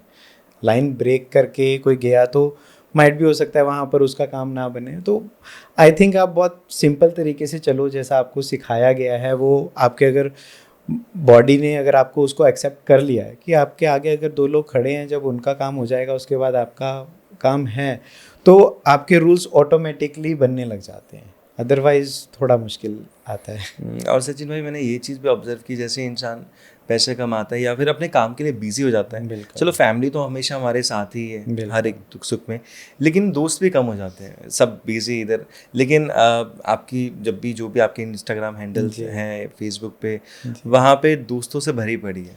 तो आप दोस्तों के साथ बहुत जाते हो, दोस्तों के साथ बहुत चिल करते हो, और आज भी आपने उस चीज़ को उस तरीके से रखा हो जस्ट लाइक जैसे कॉलेज के है ना ग्रुप। बिल्कुल, देखिए मेरे कई फ्रेंड्स हैं। एक तो मेरा बचपन का दोस्त है, तो उसका भी कहीं ना कहीं यही था कि मुझे जॉब नहीं करनी, मुझे बिज़नेस करना है। तो वो एक अलग बिज़नेस में चला गया, मैं अलग बिज़नेस में हूँ। बट उसके बावजूद भी हमने काफ़ी टाइम हम एक साथ रहे, हमारे ऑफिसेज साथ में थे, काम एक साथ करते थे, क्लाइंट्स के पास जाते थे, एक साथ जाते थे, घूमने एक साथ जाते थे। तो अब बचपन का दोस्त था तो काफ़ी कुछ हमारा एक साथ में हुआ। तो अभी धीरे धीरे जब काम बढ़ जाता है तो उनका भी काम बढ़ गया, मेरा भी काम बढ़ गया, तो अब हमारा मिलना कम हो गया। लेकिन हाँ, अटैचमेंट आज भी उतनी है, पूरी है। कभी जाते हैं तो अब हम अपनी अपनी फैमिलीज़ के साथ में जाते हैं। मेरा जो पार्टनर है वो भी मेरा कॉलेज टाइम से फ्रेंड है। तो मेरा जो फ्रेंड सर्कल का जोन है और काम का जोन है वो एक ही है, मान के चलो। वही दोस्त भी हैं और बचपन के दोस्त हैं, उन्हीं के साथ ही मैं ग्रो हुआ हूँ और उनके साथ जब तक चलता रहूँगा या वो मेरे साथ जब तक चलते रहेंगे तब तक आई थिंक बहुत ईजी और काफ़ी स्मूथ रहेगी लाइफ। सचिन भाई, आप स्मोक नहीं करते हो, आप ड्रिंक नहीं करते हो, आपके दोस्त करते हैं? मतलब ये वाली चीज़ बहुत रेयर। जब हाँ, मेरा मतलब- क्वेश्चन बस बेसिकली ये इसलिए था, जब भी आप कहीं जाते हो तो जी। आपको हमेशा मतलब 90% ऐसे ग्रुप मिलते हैं जो खाते पीते हैं, हाँ बिल्कुल, उनके साथ एंजॉय करना पड़ता है। हाँ नहीं और हो आप जाता है एंजॉय, बट एक्चुअली जो मेरा दोस्तों के झुंड में रहते हो और उसके बाद कुछ नहीं करते। मेरे एक्चुअली जो फ्रेंड्स हैं, मैक्सिमम फ्रेंड्स मेरे ऐसे हैं जो कुछ खाते पीते नहीं है, मैक्सिमम है। अभी रिसेंटली मैं चल गया था अभी 2 दिन पहले, तो Okay. हम 6 फैमिलीज थे। ओके, आई डोंट बिलीव कि वो 6 फैमिलीज में से कोई भी कुछ भी खाता पीता नहीं था। फैमिलीज में तो वैसे भी कुछ वो जनरली भी अच्छा, नहीं कुछ खाते okay. पीते। हाँ, तो बाय चांस की बात है कि जैसे आप होते हो आपको फ्रेंड सर्कल भी वैसा मिलना शुरू हो जाता है, या तो वो आपको बिगाड़ देगा या आप उसको सुधार दोगे। तो अब मान के चलो शायद ये वाली चीज़ थी कि हम दोनों बचपन के दोस्त थे, तो कभी कुछ भी किया तो सब कुछ साथ में किया, तो ये चीज़ें की ही नहीं, तो इसीलिए वो चीज़ें छूट गई, तो कुछ आया ही नहीं कभी लाइफ में ये चीज़ें हमारे। क्या बात है, परफेक्ट। सचिन भाई, आपकी इवेंट कंपनी का नाम कैसे आपने इसको डिस्कवर किया? हाँ, मतलब इसके पीछे बहुत अच्छी स्टोरी है। हुआ क्या था, 2010 में कॉमनवेल्थ गेम्स हुआ था दिल्ली में। ओके, तो मैं उस टाइम तक as a promoter supervisor just काम कर रहा था कि कोऑर्डिनेटर हूँ, प्रमोटर लगा दिए, दैट्स इट। तो ऐसे काम करते करते कुछ लोगों के साथ मेरे लिंक्स अच्छे हुए, तो मेरे पास एक कॉल आया दिल्ली से, मतलब मेरे कज़न हैं, उन्होंने बोला कि ऐसे ऐसे कॉमनवेल्थ गेम्स हो रही हैं, तो हमें कुछ उसमें काम मिल सकता है, तो एक काम कर, तो दिल्ली आ जा एंड हम इसको ना मैं अपने बॉस को दिखाऊंगा कि वो वहाँ पे जॉब करते थे बड़ी इवेंट मैनेजमेंट कंपनी में, तो हो सकता है कि हमें वहाँ से काम मिल जाए तो अच्छा हो जाएगा हमारे लिए। मैंने कहा ठीक है। तो सुबह वही 4-4:30 बजे की बस पकड़ी, बिकॉज 11 बजे की मीटिंग थी दिल्ली में, तो मैं निकल गया। तो उनका मुझे कॉल आता है कि तू आ तो रहा है, बट उन्हें प्रेजेंट कैसे करेगा, क्योंकि सब कुछ दिखाना पड़ता है, देखो ब्रांड दिखाना पड़ता है आपको, नाम, लोगो, सब कुछ दिखाना पड़ता है, बट अभी तक तो मैं as a just promoter coordinator just वही था। तो मैंने कहा बताओ क्या करना है। कहते यार मैंने ना रात को एक नाम सोचा है, एंड जो नाम है वो है एक्यूमेन नाम सोचा है मैंने। और मैंने कहा इसका मतलब बताओ। कह रहे काम कर, तू ना गूगल कर ले। उस टाइम पे होता था बटनों वाला फ़ोन। देन मैं बस में जा रहा हूँ और बटनों वाले फ़ोन में वो GPRS चलता होता था उस टाइम पे, तो जिसको 1 GB कहते हैं। तो मैं उसमें लगा हूँ एक्यूमेन का मीनिंग ढूंढने के लिए। तो एक्यूमेन का मतलब जब मैंने जाना कि मतलब अगर आप कोई काम कर रहे हो या आपके सामने कोई सिचुएशन आ गई है, तो आप उसको कितनी क्विकली और कितनी एक्यूरेसी के साथ आप उसको हैंडल करते हो, उसको एक्यूमेन बोलते हैं। तो उसने बोला कि यार इसका नाम ना हम एक्यूमेन रखते हैं, और हम तो टाइप्स करवाएंगे, तो इसको बिजनेस सॉल्यूशन कर लेते हैं आगे, तो पूरा नाम हम रखते हैं इसको एक्यूमेन बिजनेस सॉल्यूशन। मैंने कहा ठीक है। तो उसने बोला कि चलो अभी नाम तो हो गया, बस में ही है अभी हम, तो एक काम कर इसके डिज़ाइन लोगो वगैरह करवा ले। मैंने कहा ठीक है। तो मैंने अपने एक ब्रदर थे मेरे, मैंने उनको कॉल किया, मैंने कहा भैया ऐसे ऐसे करके नाम सोचा है मैंने, आप एक काम करो फटाफट एक लोगो बना दो और मुझे भेज दो, सो दैट मेरे को दिल्ली जा कर के अपना प्रेजेंट करना है। उन्होंने कहा चल ठीक है। उस टाइम पे शायद मेरी किस्मत बहुत अच्छी थी, सभी मुझे बहुत सपोर्ट कर रहे थे, तो उन्होंने भी जल्दी जल्दी में जैसा लोगो बना तो वैसा उन्होंने मुझे लोगो बना करके मुझे भेज दिया। एंड मैं वही GPRS से देख रहा हूँ, फ़ोटो खुल रही है, टाइम लग रहा है। उस टाइम पे 24 KB की फ़ोटो खुलने में भी ऑलमोस्ट 20-25 मिनट लग जाते थे। तो लोगो आया, तो मैंने कहा हाँ ठीक है, ये इसको हम फाइनल करते हैं। लोगो फाइनल किया, तो मैंने कहा एक काम करो, अभी आप ना 2-3 डिज़ाइंस और बना लो, मेरे विजिटिंग कार्ड का डिज़ाइन बनाओ और एक लेटरहेड का डिज़ाइन बनाओ, तो मैं बस पहुंचने वाला हूँ। उन्होंने बोला ठीक है मैं बनाता हूँ। लेटरहेड बन गए, फ़ोटो वो सब बन गया, और इतना मैं दिल्ली पहुंचा हूँ, तो वहाँ पे वो मुझे लेने आ गए। सीधा हम गए प्रिंटर के पास, लेटरहेड निकाले, विजिटिंग कार्ड निकाले, कंपनी आपकी इस्टेब्लिश हो गई एंड चले गए मीटिंग करने के लिए। बिल्कुल डेडिकेट हो रहा है ये ना आपकी एक्सपर्टीज से नाम। बिल्कुल, तो सब कुछ मतलब जैसा नाम था और वैसे ही वो क्रिएट हुआ। नाम भी कंपनी का वैसे ही क्रिएट हो गया, और जो उसका नेचर है एक्यूमेन का, उसी तरीके से सब कुछ होता गया एंड चले गए काम के लिए। तो चलो थोड़ा बहुत काम मिला, बट मेरे लिए वो ज़रूरी था। तो वहाँ से जब मैं आया तो अभी काम होना स्टार्ट होना था, तो उसके पीछे बड़ी इंटरेस्टिंग स्टोरी है। जो मेरा फर्स्ट इवेंट था एक्चुअली जी, नाम बन गया है, सब कुछ हो गया है, तो अब उसके लिए करंट अकाउंट भी चाहिए। मैं SBI बैंक गया, मेरे ऑफिस के पास में ही था, तो मैं SBI बैंक गया। मैंने कहा जी मुझे अकाउंट खुलवाना है। तो वहाँ पे एक मैम बैठे थे, कहते क्या करते हो आप? तो मैंने कहा जी मेरा इवेंट मैनेजमेंट का है। तो उन्होंने बोला सामने मैनेजर के रूम में जाओ। तो SBI का वही ट्रेंड कि ये काउंटर पे जाओ, वो काउंटर पे जाओ। तो मैंने कहा यार ये थोड़ा सा अलग हुआ मेरे साथ, मुझे सीधा मैनेजर के रूम में भेज दिया इन्होंने। अच्छा। तो मैं मैनेजर के रूम में गया, कहते हाँ जी। मैंने कहा सर मैम ने मुझे भेजा है अंदर। तो उन्होंने बोला कि शायद आपको मुझसे कुछ बात करनी है। कहते क्यों भेजा है? मैंने कहा सर मुझे तो पता नहीं, मैं तो इवेंट मैनेजमेंट करता हूँ और अपना करंट अकाउंट खुलवाने के लिए आया हूँ मैं तो। कह रहे अच्छा बैठो आप। बैठे और उन्होंने मुझे जस्ट एक उनके HNI गेस्ट के लिए वो एक इवेंट प्लान कर रहे थे बेसिकली। तो उन्होंने मुझे अपना फर्स्ट इवेंट दे दिया, जबकि मैं गया किसी और काम से था कॉमनवेल्थ के लिए, और वो काम आने में भी थोड़ा सा टाइम था, और मुझे SBI ने मुझे वो इवेंट प्रपोज कर दिया। Very lucky. हाँ बिल्कुल। एंड मैंने उनको बोला कि सर मैं तो करंट अकाउंट खुलवाने आया हूँ, मेरे पास करंट अकाउंट भी नहीं है, और आपके इवेंट जो था हमने पूरा एक हॉल बुक करना था, मूवी थिएटर का बुक करना था, और उसमें उनके जितने भी गेस्ट थे, HNI कस्टमर्स थे जो, उनको हमने ग्रीट करना था वहाँ पर। तो कह रहे कोई बात नहीं यार, वो हम मैनेज कर लेंगे, आप क्या क्या कर सकते हो। तो मैंने उनको कन्विंस कर लिया था कि वो काम मुझे मिल जाए। अच्छा मुझे भी पैशन था कि यार मैं आया किसी और काम से था और ये चीज़ हो रही है, तो मैं तो ये करूँगा। तो मैंने कहा ठीक है सर काम हो जाएगा आपका। कह रहे चलो ठीक है, नीचे सब्रवाल जी से मिल लो, आप वहाँ पे जाके ऐसे ऐसे करके आपको समझा देना। मैंने कहा ठीक है जी। मैं नीचे सर के पास गया, मुझे बहुत पोलाइट लगे सब्रवाल जी, तो मैंने कहा आज भी बल्कि मुझे नाम याद है उनका। तो मैं उनको बताया कि सर मैनेजर सर ने भेजा है, ऐसे ऐसे करके बात है, तो मैंने इवेंट करना है। तो मुझे बोले बेटा तू कर लेगा? मैंने कहा हाँ सर मैंने बहुत काम किए हुए हैं ऐसे ऐसे करके। कह रहे चल ठीक है एक काम कर, मुझे ना कॉस्टिंग लेके ला कर दे और फिर हम देखते हैं। मैंने कहा ठीक है जी। तो उस टाइम पे बाइक होती थी, फटाफट बाइक स्टार्ट की, हमारे मनी माजरा में FR है, हम वहाँ पे गया मैं। तो लकीली वहाँ का जो मैनेजर आया था वो भी नया था सब कुछ मतलब नया नया चल रहा था, उसको भी मतलब ऐसा कस्टमर चाहिए था।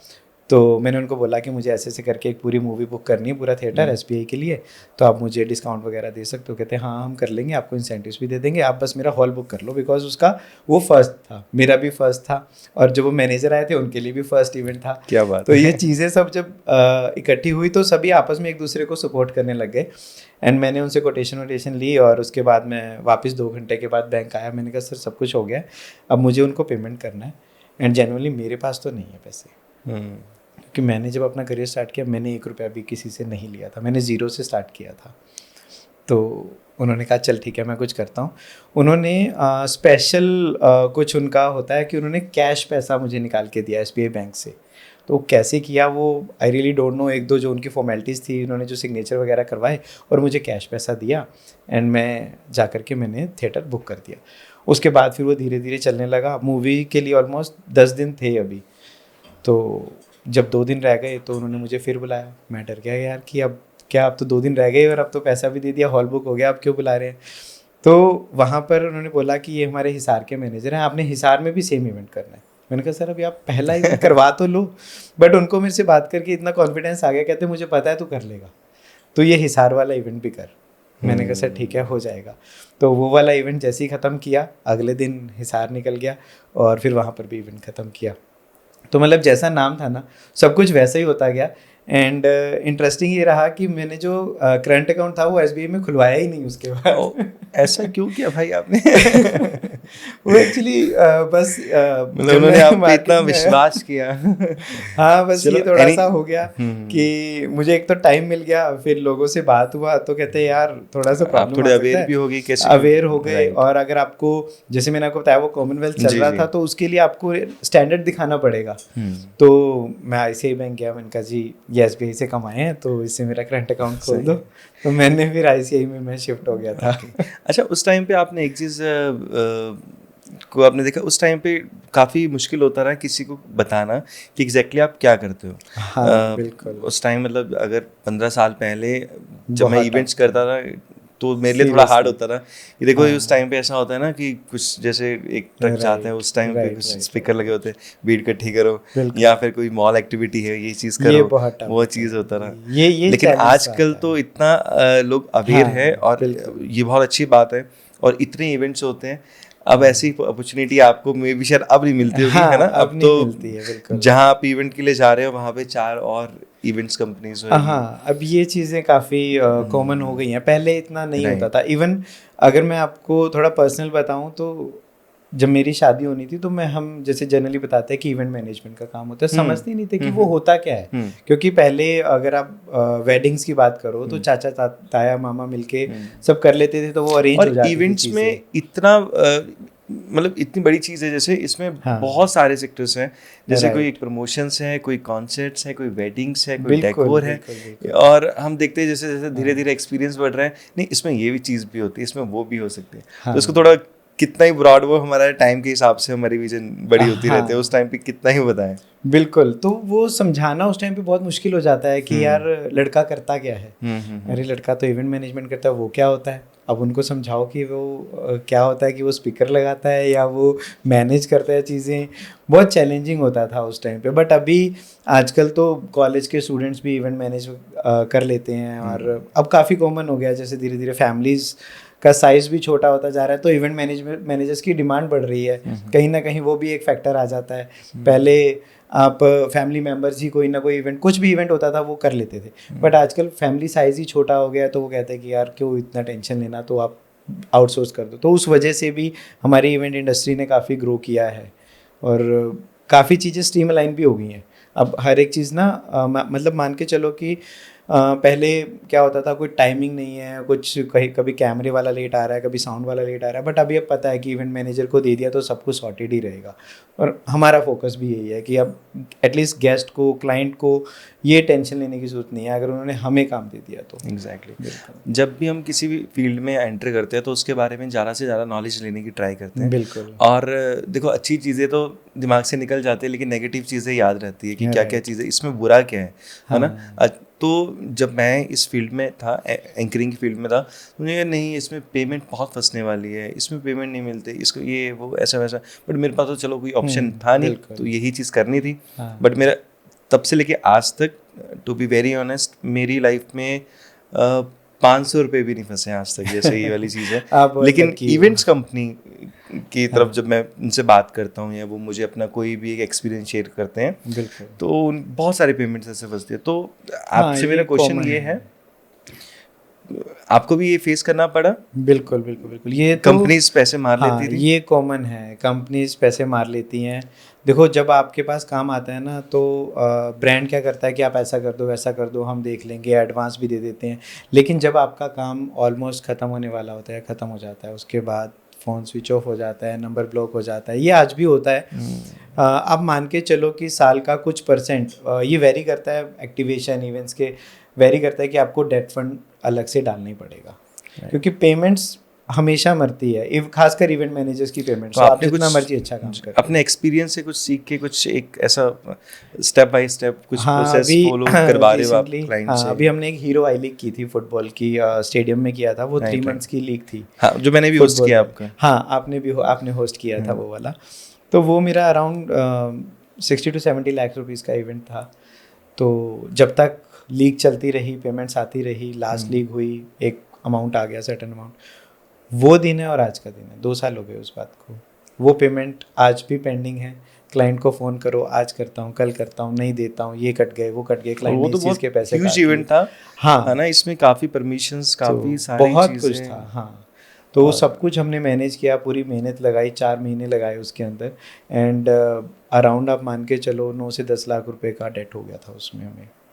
तो ठीक है, नो प्रॉफिट नो लॉस वाली बात हो गई उसके अंदर। काफ़ी एक्सपीरियंस मिला, लेकिन उससे ये एक्सपीरियंस भी मिल गया कि यार आपको किस क्लाइंट पे फोकस करना है, किस क्लाइंट के साथ काम करना है, किसके साथ नहीं करना है। आप बताइए कैसे, किन पे फोकस करना चाहिए अगर कोई ये पॉडकास्ट देख रहा है और समझना चाहता है कि मैं लॉस ना करूँ, आपके एक्सपीरियंस से देखो, सीखूं? मेरे हिसाब से तो आपको डायरेक्टली ब्रांड के साथ डील करना चाहिए। Okay. जो बीच के मीडियोकर होते हैं, जिनके पास कोई ब्रांड नहीं है, कोई सिस्टम नहीं है, कोई मतलब पीओ का स्ट्रक्चर नहीं है, तो आप उनके साथ जब भी काम करोगे तो आपको डर बना रहेगा। बट अगर आप किसी ब्रांड के साथ काम कर रहे हो तो आप डायरेक्ट काम कर रहे हो। हाँ, डायरेक्ट काम कर रहे हो आप। अगर मैं आजकल लाइफस्टाइल के साथ काम कर रहा हूँ, तो उसका एक प्रॉपर सिनेरियो है कि आपको ये काम करना है, उसके लिए आप हमें कोटेशन भेजो, हम आपको पीओ देंगे, आप काम करो, उसके बाद आपको बिल देना है। वहाँ पर आपका पेमेंट स्टक नहीं होगा, क्योंकि आपको पता है कि आपने काम ठीक किया। बट लेकिन वहीं अगर आपके पास बीच में कोई मीडियोकर एजेंसी है जो आपको काम दिला रहा है, हाँ, और अपना कमीशन रख रहा है, बिल्कुल तो बिल्कुल बिल्कुल, आप तो वहाँ डायरेक्ट पर नहीं हो, बीच में आपको उससे बात करनी पड़ेगी, और हाँ, उसकी बात क्या चल रही है वो आपको नहीं पता चलेगी। राइट, है ना? अब उसने कितना एडवांस लेकर के हमें कितना दिया है, या वो उसने कुछ नहीं भी पता। दिया आपको और पीछे हाँ, से ले लिया है। हाँ, ये चीज़ें तो बहुत ज़्यादा होती हैं। सबसे ज़्यादा होता ही यही है कि ब्रांड पेमेंट करता है एजेंसी को, एजेंसी आगे हमारे तक पेमेंट कराने में बहुत आनाकानी करेगी या बोलेगी लास्ट में कर लेंगे, वहाँ पर पेमेंट फंसने का ज़्यादा चांस होता है। बट कुछ बड़ी एजेंसीज हैं ऐसी जो कि नेशनल लेवल पे, इंटरनेशनल लेवल पे भी हैं, तो अगर आप उनके साथ ब्रांड के लिए काम कर रहे हो तब भी आप सेफ हो। अगर मैं अपनी एक्टिवेशंस की बात करूं तो कई हैं जो पैन इंडिया लेवल का काम उठाती हैं, लेकिन उनकी पेमेंट्स बहुत अच्छी हैं। लेकिन वहीं अगर कोई कॉलेज पास आउट है और वो दिल्ली मुंबई साइड का है और उसको लगता है कि हाँ यार ये प्रोजेक्ट मैं इजीली उठा सकता हूँ, वो प्रोजेक्ट उठाते हैं। अब आपकी रीच वहाँ तक कितनी है वो आपको देखना है फिर। तो अब धीरे धीरे काम करके इतना एक्सपीरियंस भी आ जाता है कि आपको इसके लिए काम करना है, इसके लिए नहीं करना है, या अगर करना है तो एटलीस्ट आप इतना एडवांस ले लो कि अगर बाकी पेमेंट भी रुक जाए तो आपका लॉस ना हो। और वैसे भी इस चीज़ का कोई फॉर्मूला है नहीं, बिल्कुल बिकॉज इसमें एक एक्सपीरियंस काउंट होता है। आप उनसे हाँ। जब बात करते हो तो काफ़ी सारी चीज़ें होती हैं ना। हाँ, देखो ट्रस्ट फैक्टर ही है बेसिकली इसके अंदर। अब मैं सामने वाले के ऊपर कितना ट्रस्ट कर रहा हूँ, सामने वाला मेरे ऊपर कितना ट्रस्ट कर रहा है, क्योंकि इवेंट का बोल सकते हो ट्रस्ट के ऊपर ही चलता है ना। अब सबको पता है साउंड आ गई, स्टेज लग गया, लाइटिंग लग गई, जब आर्टिस्ट स्टेज पे आ गया तो उसके बाद तो सिर्फ ट्रस्ट ही है ऑपरेटर के ऊपर कि वो सब कुछ एक स्मूथ तरीके से उसको वो निकाल दे। बट अगर ट्रस्ट बिल्डअप नहीं होगा, मेरा ट्रस्ट बिल्डअप नहीं है आगे वाली एजेंसी के लिए या ब्रांड के लिए, तो फिर मैं वहाँ पर भी कुछ ना कुछ मुझे एक्शन लेना पड़ सकता है कि नहीं पहले आप मेरा पेमेंट क्लियर करो, उसके बाद ही शो रन होगा। ये चीज़ें करनी पड़ जाती हैं कई बार, अगर लगता है कि क्लाइंट के ऊपर आपको फेथ नहीं है तो। बट कुछ क्लाइंट्स अच्छे होते हैं जिनके साथ आप काम करते हो, आप पेमेंट नहीं भी मांगते हो, आपको पता है कि ये बंदा आपको 45 डेज़ बाद पैसे दे देगा, नेचुरली पेमेंट आती है। हमारे कुछ क्लाइंट्स हैं, मैं ना एक्टिवेशंस में मैंने आपको जैसे पहले बताया मैं लीकर के लिए काफ़ी काम करता हूँ। मैंने ना लीकर बहुत पढ़ी मैंने, एंड यू वॉन्ट बिलीव कि जितना ट्रस्ट लीकर लाइन में है उतना किसी और में नहीं है। ओके।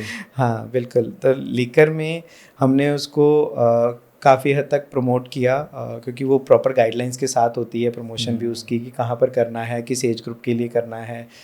तो वो भी एक अलग एक्सपीरियंस था वहाँ पर इन चीज़ों के साथ चलना, क्योंकि उस टाइम पे मेरे आप मान के चलो 150 to 200 प्रमोटर्स अराउंड 2 से 3 साल के लिए कॉन्टीन्यूसली लगे हुए थे।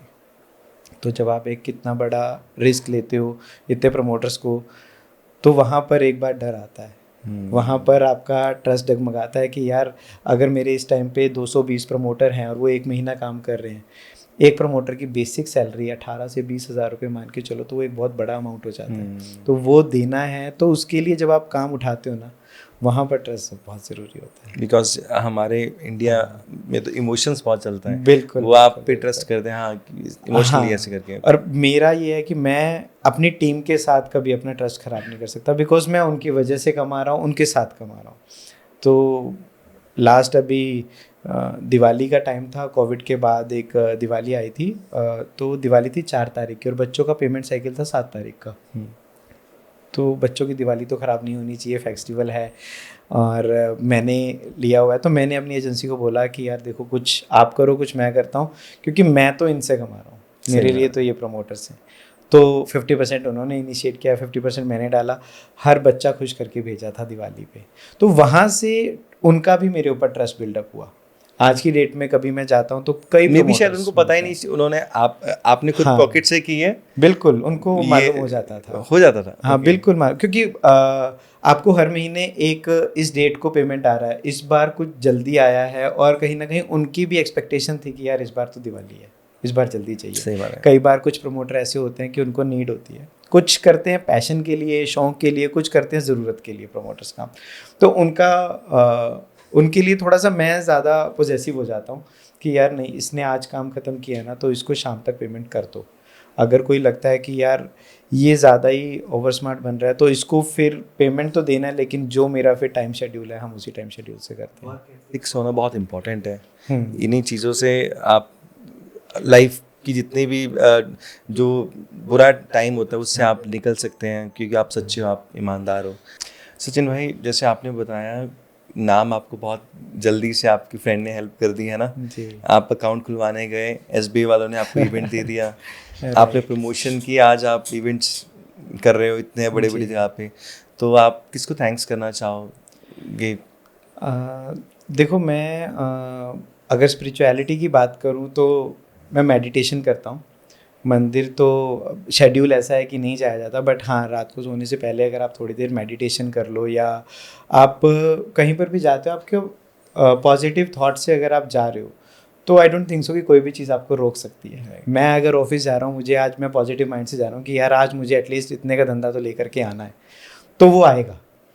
मैं रास्ते में मतलब रील्स देखता हुआ आ रहा हूँ या किसी से बात कर रहा हूँ, उसकी नेगेटिविटी मैं अपने अंदर इनटेक करने की बजाय अगर मैं अपनी पॉजिटिविटी सामने वाले को दूंगा तो उसमें मेरा भी फ़ायदा है, उसका भी फ़ायदा है। बट उसकी नेगेटिविटी लेने से ना तो उसका फ़ायदा हुआ ना मेरा फ़ायदा हुआ। तो मेरा ये मानना है कि हर किसी को एक तो मेडिटेशन एटलीस्ट दिन में एक बार तो करना चाहिए, अपने आप को माइंड को रिलैक्स करना चाहिए, खुद के लिए मतलब खुद को टाइम देना चाहिए, ज़्यादा नहीं तो एटलीस्ट 30 मिनट्स अगर आप मेडिटेशन करते हो आपका पूरा दिन बहुत अच्छा जाएगा। आप मुझे इसके फ़ायदे गिना सकते हो थोड़े से? देखो क्या चेंज? एक तो आप काम रहते हो, Yes. आपका जो भी काम होता है ना, मतलब मैं वर्क की बात कर रहा हूँ, वो बहुत इजीली हो जाता है, बहुत स्मूथ हो जाता है। आप जिस डायरेक्शन में जाते हो रास्ते अपने आप खुलते रहेंगे, आपको सोचना नहीं पड़ेगा कि यार शिट मैं अब ये जा रहा हूँ, ये काम कैसे करूँगा। चीज़ें अपने आप बनती रहती है, लाइक जैसा मेरे साथ हुआ है। तो मैं तो इस चीज़ को बहुत ज़्यादा मानता हूँ कि आपको ये करना चाहिए। इसके साथ आप अपनी हेल्थ के लिए भी थोड़ा पॉजिटिव हो जाते हो। दूसरा कुछ मान लो भी हम बात कर रहे थे कुछ खाते पीते, अगर आप मेडिटेशन कर रहे हो ना तो आपका इन चीज़ों का मन ही नहीं करेगा, इन चीज़ों की तरफ फोकस जाएगा ही नहीं, और आप बहुत लीन रहोगे, बहुत इजी रहोगे, आपको ज़रूरत नहीं है, काम रहोगे, आपके काम बहुत आसान हो जाते हैं। जो मुझे सबसे ज़्यादा लगता है ना कि आपके माइंड में ना 4 चीज़ें दौड़ नहीं रही हैं। बिकॉज अगर आप जल्दीबाजी में आए, सो गए, उसके बाद सुबह उठे, फिर भागा दौड़ी कर रहे हो, आपने अपने आप को सिर्फ 30 मिनट्स भी नहीं दिए, आपका काम काफ़ी डिस्टर्ब रह सकता है। क्योंकि आप तो सोच रहे हो, आप एक ऑनर हो, आपको स्टाफ भी देखना है, बिजनेस भी देखना है, पेमेंट्स भी देखनी है, सब कुछ देखना है, तो उसके लिए आपको खुद के लिए टाइम नहीं है। आई थिंक यही एक रीज़न है जिससे आप बहुत ऑर्गेनाइज हो। हाँ, काफ़ी टाइम से, कितना टाइम से कर रहे हो ये? मान के चलो, जब मैंने आपको बताया कि मैंने अभी लास्ट 2008 से मैंने काम स्टार्ट किया था, बीच में 2 साल जो मैंने बीच में गैप डाला, उसके बाद मैंने फोकस कर लिया था कि मेरे को मेडिटेशन करना है। वो टाइम काफ़ी टफ टाइम था मेरे लिए, तो मैंने काफ़ी मेडिटेट किया चीज़ों को समझने के लिए कि मुझे क्या करना है लाइफ में, क्योंकि मेरा पैशन था इवेंट मैनेजमेंट और एक बार फेलियर आ चुका है, अब दोबारा इस लाइन में जा रहा हूँ और इन्वेस्टमेंट कुछ नहीं है, तो मेडिटेशन ही एक मुझे दिखा रास्ता। क्योंकि फैमिली में कोई ऐसा नहीं था जो मुझे बिज़नेस की तरफ फोकस करता, मेरी फैमिली में सभी गवर्नमेंट जॉब से हैं, तो मेरे को जाना बिज़नेस की तरफ है। तो मैंने मेडिटेट किया, खुद को फोकस किया और ये समझा कि यार पैसा कमाना इतना टफ नहीं है अगर आप करना चाहते हो तो मैंने जस्ट मेहनत पे फोकस किया, जो पैसा आया उसी को इकट्ठा किया, उसी को आगे आगे इन्वेस्टमेंट में डालना स्टार्ट किया, और धीरे धीरे आप मान के चलो कि मेडिटेशन की वजह से ही मैं इतना ग्रो कर पाया हूँ। वो बहुत ज़रूरी है, हर किसी को करना चाहिए, मतलब मैं तो ये मानता हूँ। आप किसी भी भगवान को मानो, आप किसी भी धर्म में जाओ, देखो हर जगह पर पूजा होती है, आप आँख बंद करते हो, भगवान का ध्यान करते हो, but end of the day क्या है, आपको अपने अंदर झांकना है कि आप क्या हो। अगर आप कभी अकेले बैठो तो आप सिंपल एक वर्ड बोल के देखना कि मैं हूँ, इतनी बड़ी धरती है, या आप हो तो आप कुछ कर सकते हो ना, कुछ करने के लिए आप ग्रेटिट्यूड फीलिंग है ना? बिल्कुल, वो जो फील आता है ना, तो जब आप हो, आप कर सकते हो, तो फिर आप सिर्फ अपनी सोच की वजह से, एक ओवर थिंकिंग करने की वजह से आप अपने आप को पीछे क्यों लेके जाते हो। आप मेडिटेशन करो, जितने नेगेटिव थॉट्स आ रहे हैं आप सब उनको ऑटोमेटिकली ख़त्म होंगे वो। और मैं आपको सच बता रहा हूँ, आप फिज़िकली भी फिट रहोगे, आप मेडिटेशन के साथ आपका काम भी बहुत आसान रहेगा, कुछ आपको ऑर्गेनाइज करने की ज़रूरत नहीं पड़ेगी, सब चीज़ें ऑटोमेटिकली ऑर्गेनाइज हो जाती हैं उसमें। मुझे किसने कहा था, जैसे मेरी फिजिक थोड़ा एथलीट वाली है जी। तो कहते हैं जॉन तू बहुत फिट है, ये चीज़ मुझे, हाँ मैं फिट हूँ, बट मुझे किसने एक बताया, कहते फिट का पता चलता है कि आप मेंटली कितने फिट हो। एग्जैक्टली। तो आप किस सिचुएशन पे कैसे रिएक्ट करते हो, हाँ, आप अपने पूरे डे को किस तरीके से प्लान करते हो, हाँ, तो वहाँ से एक आप देख सकते हो कि ये इंसान कितना फिट है, बिकॉज सभी बॉडी अलग अलग हैं। बिल्कुल।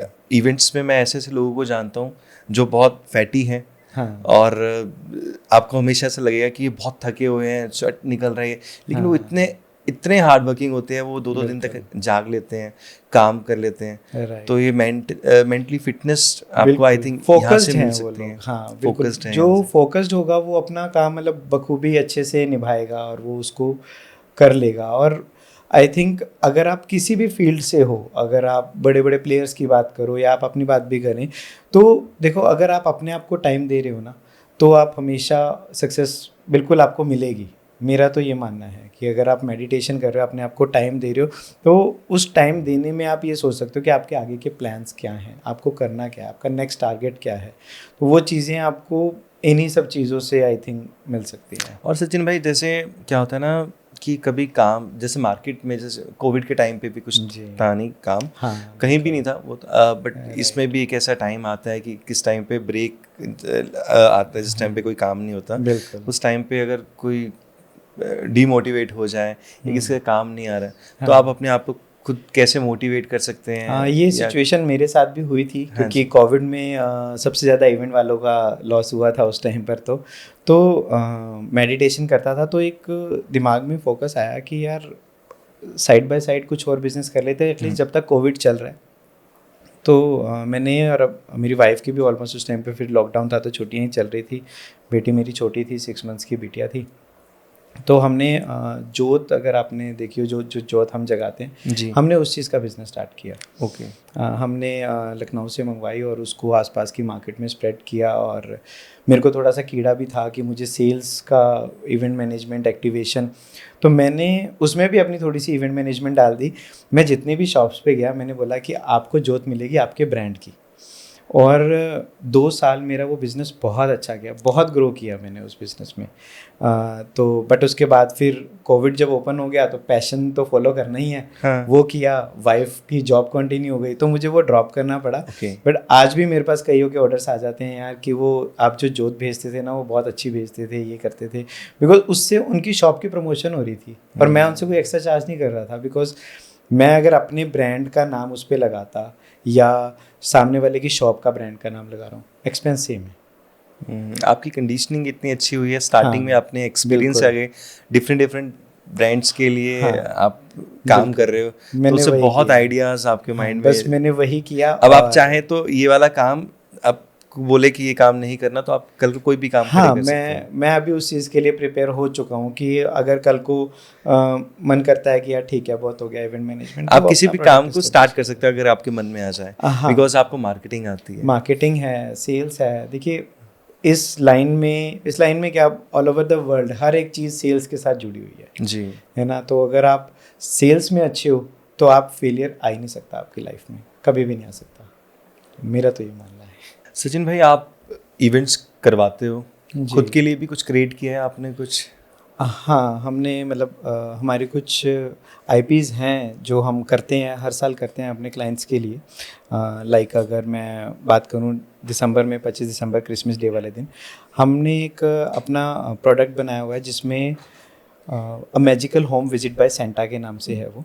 तो उसमें क्या रहता है ना कि सेंटा बच्चों के पास जाता है और उनको सरप्राइज़ गिफ्ट्स देता है। वाह। तो स्टार्टिंग में हमने इसको बहुत छोटे स्केल पे किया था। मैं एक्चुअली मलेशिया गया था, दैट टाइम मैंने वहाँ पर देखा था कि वहाँ पर क्या रहता है ना कि सेंटा आता है, बच्चा सो रहा है, उसको सुबह उठते ही एकदम से सरप्राइज़ मिलता है। बहुत अच्छा लगा था। तो मैंने उसको पहले 1 साल ना अपने पास ट्रायल करके देखा, मेरा बहुत सक्सेसफुल रहा। तो नेक्स्ट ईयर मेरे पास उन्हीं के दोबारा से कॉल्स आने लगे गेस्ट के कि यार आपने बहुत अच्छा किया था लास्ट टाइम, आप आना ज़रूर। तो उसमें हम क्या करते हैं, एक सेंटा जाता है, और साथ में जिंगल बेल रहता है। पूरा म्यूज़िक के साथ उसकी रेड कारपेट एंट्री होती है एंड उसको बच्चे को हम बहुत अच्छे से ग्रीट करते हैं, उसको गिफ्ट्स देते हैं, उसके साथ थोड़ा सा डांस होता है, तो वो पेरेंट्स के लिए एक वाव मोमेंट बन जाता है। बिल्कुल छोटा सा, मतलब मान के चलो 15 मिनट्स का एक घर के अंदर हमने इवेंट क्रिएट किया हुआ है। तो वो बहुत अच्छे से किया हमने। उसके बाद धीरे धीरे वो थोड़ा सा कमर्शलाइज होने लग गया। अभी बहुत सारे ब्रांड्स हमारे साथ जुड़ गए हैं। तो पहले हम क्या करते थे, गेस्ट से हम पैसे लेते थे सेंटा विजिट के, बट अभी हमने उसको फ्री ऑफ कॉस्ट कर दिया है। तो अभी हमारे पास कई ब्रांड्स हैं जो हमारे पास आते हैं और सेंटा जा कर के उनकी तरफ से, उन ब्रांड्स की तरफ से उनको गिफ्ट डिस्ट्रीब्यूट ये अभी भी चल रहा है? हाँ, ये अभी भी चल रहा है। इवन आई होप ये चलता ही रहेगा, ये तो हर साल चलेगा इसका। तो उसमें बच्चे भी खुश हो जाते हैं और ब्रांड को भी अच्छा लगता है कि उनका जो पर्टिकुलर प्रोडक्ट है वो घर पे उनके गेस्ट के हाथ तक गया। तो उसमें मैंने दोनों चीज़ों को क्लब करके ये एक्टिविटी बनाई थी। तो बहुत अच्छी चल रही है आज भी। इसके अलावा हमने एक RWA एक्टिवेशन करते हैं, हम हर साल करते हैं। दिवाली से कुछ 1 महीना पहले हम अपना एक फेस्टिवल बाज़ार टाइप एक एक्टिविटी करते हैं। उसमें सभी ब्रांड्स इकट्ठे होते हैं। उसमें हम एक सेटअप लगाएंगे सोसाइटी के अंदर, हम अपना लगाते हैं और सभी ब्रांड से हम स्पॉन्सरशिप इकट्ठी करते हैं एंड उसके बाद हम उस इवेंट को एग्जीक्यूट करते हैं। उसमें कई ब्रांड्स हमारे साथ जुड़ जाते हैं और उनको भी एक अच्छा एक्सपोजर मिल जाता है कि हाँ यार, मैं डायरेक्टली कस्टमर के साथ भी इंटरेक्ट कर रहा हूँ। और उसमें जब एंकर एंगेजमेंट रहती है, गेम्स होती हैं, तो जो सामने वाला हमारा क्लाइंट है उसको ये लगता है कि हाँ यार, ये मेरे इन्जॉयमेंट के लिए आए हैं। अदरवाइज़ अगर मैं बात करूँ कि कोई एक प्रोडक्ट या एक ब्रांड आप सोसाइटी में लेके जाओ तो कोई नहीं जाता वहाँ पर। वो इसलिए नहीं जाते, उनको पता है यार ये प्रमोशन करने आए हैं। बट हमने इसको थोड़ा सा डिफरेंट किया हुआ है। हम उसमें जाते हैं, पहले म्यूज़िकल इवनिंग करते हैं, उसके बाद कुछ गेम्स रखते हैं, एंकर एक्टिविटीज़ होती हैं, फिर उसके बाद हमारे जितने भी स्पॉन्सर्स होते हैं, कोई ऑटोमोबाइल से होता है, कोई FMCG ब्रांड से होता है, तो फिर बाद में उनके साथ हम इंटरेक्ट करवाते हैं। तो ये IP हमारी बहुत अच्छी, ये आई थिंक बहुत अच्छा आइडिया है।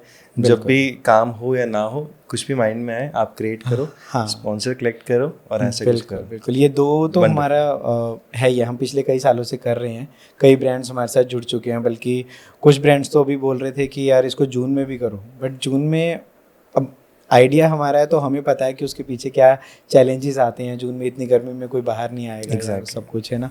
तो हम इसको करते दिवाली सेंटा के टाइम क्लॉज भी अगर गर्मी में जाएगा, पहले तो बच्चा बोले मुझे गर्मी लगी आपको देख के। बिल्कुल। तो दिवाली से पहले हम RWA एक्टिविटीज़ करते हैं और दिसंबर में हम सेंटा एक्टिविटी करते हैं। तो ये 2 IPs हमने अपनी काफ़ी स्ट्रॉन्ग की हुई हैं और कई बड़े ब्रांड्स हमारे साथ जुड़ भी गए हैं और नेक्स्ट ईयर की बुकिंग हमारे साथ पहले ही हो जाती है, खासकर इस काम के लिए। तो ये हमारा एक प्लस पॉइंट है कि हमें किसी दूसरे के लिए इवेंट नहीं कर रहे, हम खुद के लिए भी इवेंट कर रहे हैं। बिल्कुल। सचिन भाई, आपसे बात करके बहुत सारी चीज़ें मैं रियलाइज़ कर रहा हूँ। आप मतलब इस जैसे पेरेंट्स होता है ना कि यार बच्चों को इस तरीके से बनाना है जिसमें कोई बुरी आदत ना हो, आप सभी पेरेंट्स का आइडल हो, क्योंकि इतने कोई आपके अंदर बुरी आदत नहीं है। आप फैमिली को इतना टाइम देते हो, आपके साथ जो काम कर रहे हैं उनको आप पूरी रिस्पेक्ट और हर एक चीज़ कमिटमेंट पे है। डे शेड्यूल, अपनी हेल्थ का ख्याल रखते हो।